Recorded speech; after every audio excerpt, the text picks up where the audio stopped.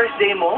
Tama. Kaya, para mag-relax ka na lang muna dyan, ako na ang magiging host for the meantime. First flower is Pinoy Dream Academy.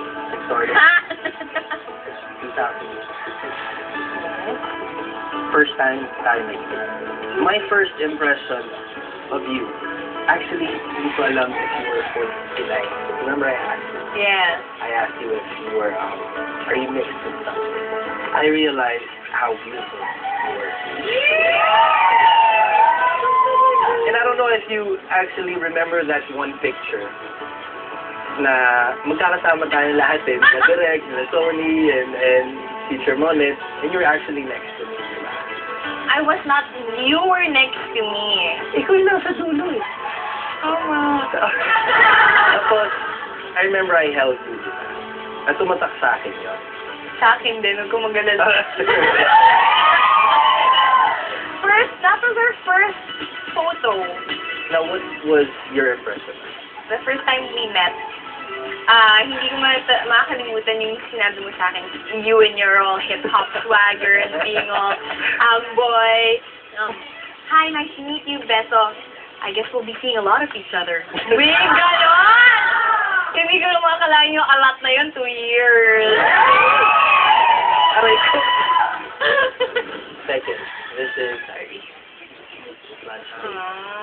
I was doing Pinoy Dream Academy update. So, umaga tinitip yun. At mga 10 in the morning, 10 to 11. Ikaw, you were doing Overture. At ang show na yon is at 5 in the afternoon. What time was 3? 3 o'clock. 3. Pero nandun ka na kami. For me kasi, specifically, I was going there, obviously, doon, para makausap kita. Para makilala ko. So, and I asked you if you'd like to have Lunch. oh, pero it wasn't lunch. What did we call it? Date threat. Oh, date threat. Kasi, okay, being the American that you are, kung magtanong ka ng date, so are we having lunch or not? Ganon! Sabi nito, Is that a It is threat? that a threat? Nananakot ka ba? so sabi ko, it's a date. Oo nga. Pumayag. Pumayag naman ako. Mga kaibigan mo nga, they were telling me to stay away from you and not, you know, not to push through with the courting. Ikaw, naisip mo na, should I give this a chance or should I just tell him straight, wag na lang? After my first relationship, 2 years to 3 years, sabi ko talagang, I'm staying single. When I met you, parang I was at that stage where I just wanted to have fun na. I knew naman na naaalis ka rin. But when I met you, parang sabi ko, i-try kaya natin yung date-date lang, yung fun-fun lang.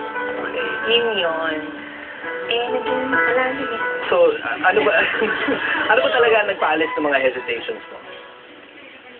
When we stayed, it was the deciding factor na seryosohan na to. Because you had a whole life in LA. You had a solid career in France. And But do you realize you only find love, real love once? Diba? Okay, number 3. Ito special sa akin.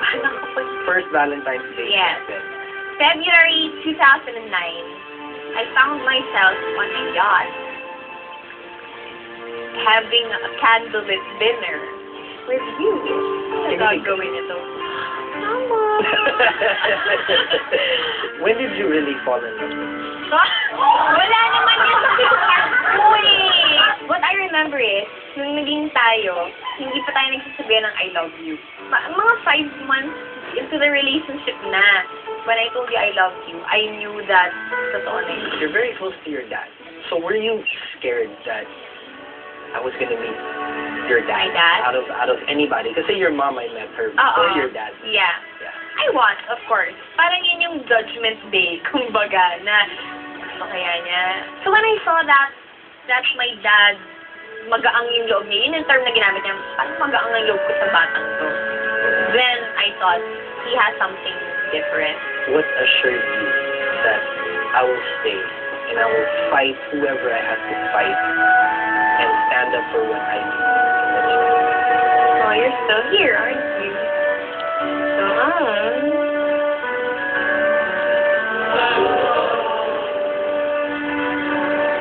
I don't know, it's after everything that we've gone through, syempre hindi alam ng tao yung pinagdaanan natin. The things that we go through. I normally wouldn't pursue it eh. Hindi ko ipipilit. Pag naging rough na yung waters, susuko na ako eh. Give up na ako. Pero napansin ko sa'yo, Nick, you never gave up. Not once. No. Hindi ka sumuko. Because I love you.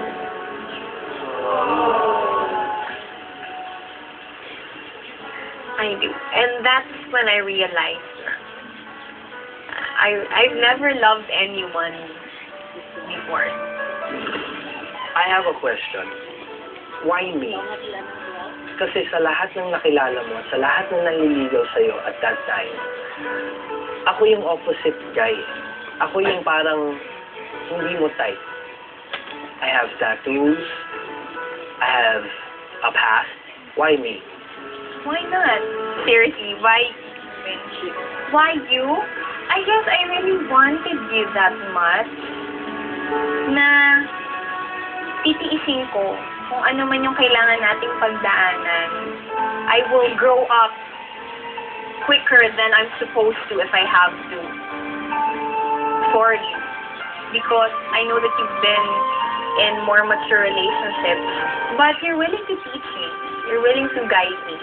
You're not looking after yourself anymore. You're just after my welfare. You just want me to grow, sacrificing your own dreams just to make mine come true. If that's not love, I don't know what it is.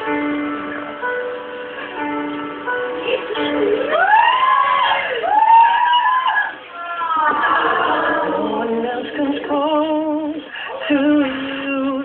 No one makes me feel the way you do. Oh, you're so special, girl, to me. And you'll always be eternally.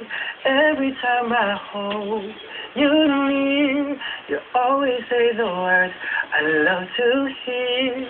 Girl, it's just a touch. You can do so much. No one else comes close. Happy birthday, Bob. I love you.